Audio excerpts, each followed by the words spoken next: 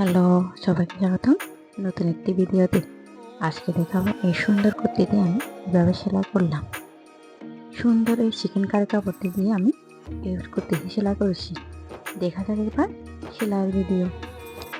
প্রথমে আমি সামনে উপরের ফাড়া অংশটি সেলাই করব। এখানে আমি চেন ব্যবহার করব। এটা আমি তৈরি করেছি মায়েদের জন্য, তাই আমি সামনে চেন দিয়েছি। আপনারা যদি সামনে চেন না দিয়ে পাইপিং দিয়ে সেলাই করতে পারেন। এখানে আমি এই সুন্দর কুর্তিটি 18 গজ কাপড় দিয়ে সেলাই করেছি। এই সুন্দর কুর্তিটি কাটিং ভিডিও একটি কারণবশত দেওয়া হয়নি। এটা দিয়েছি ডিজাইনটার জন্য। আপনারা যারা সেলাই এক্সপার্ট তারা ডিজাইন দেখে কাটিং করে নিতে পারবেন। আর যারা নতুন এই ধরনের জামা পরবর্তীতে আরও দেওয়া হবে, তখন ভালোভাবে দেখে কাটিং এবং সেলাই ভিডিও দেখতে পারবেন। এরপর আমি বক্রম দিয়ে গোলাপতি সেলাই করে নেব। গোলাপতি সেলাই করে সুন্দরভাবে জামার সাথে সেলাই করে নেব।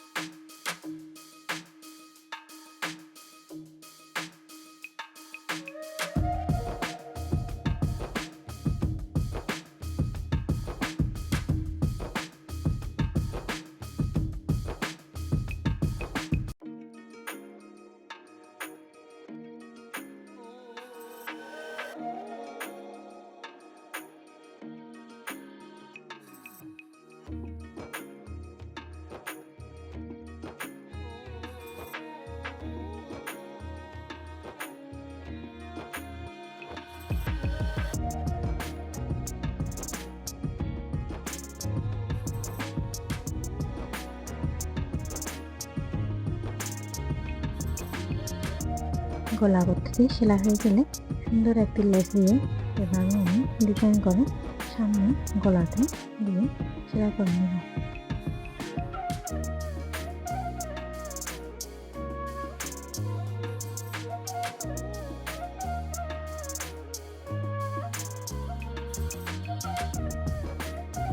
সুন্দর এই লেসটি লাগানো হয়ে গেলে এবার আমি মাঝখানে নিচের জন্য কাপড় দিয়ে জোড়া দেব। প্রথমে আমি মাঝখানে মার্জিন করে নেব এবং এরপর কাপড়টি বসিয়ে সামান্য একটু সেলাই করে কুচি কুচি করে সেলাই করে নেব। মাঝখানে আমি মার্জিন করেছি যাতে কুচিগুলো সমানভাবে দেওয়া যায়।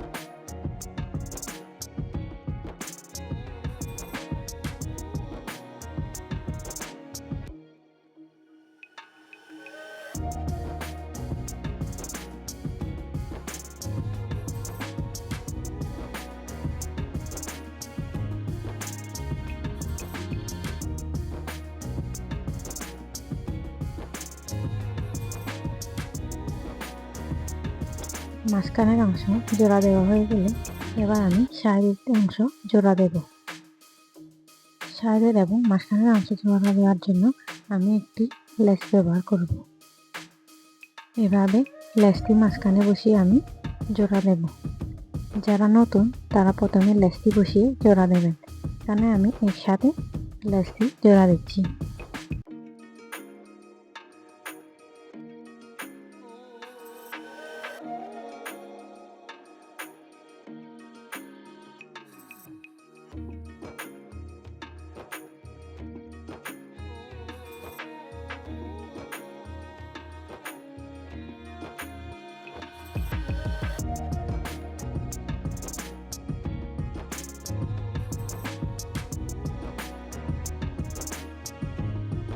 এবং আমি এই সুন্দর লেসটি নিচেও জোড়া দেব।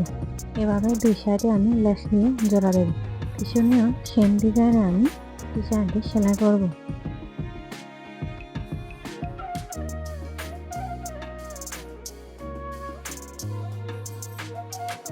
মাঝখানে দেওয়া লেস দিয়ে আমি উল্টিয়ে চাপ সেলাই দিয়ে সেলাই করে নেব। এভাবে আমি সুন্দর একটি কুর্তি ডিজাইন সেলাই করেছি। কেমন লেগেছে আমার এই সুন্দর কুর্তি? যদি ভালো লাগে অবশ্যই চ্যানেলটি সাবস্ক্রাইব করবেন। সবাইকে টাটা।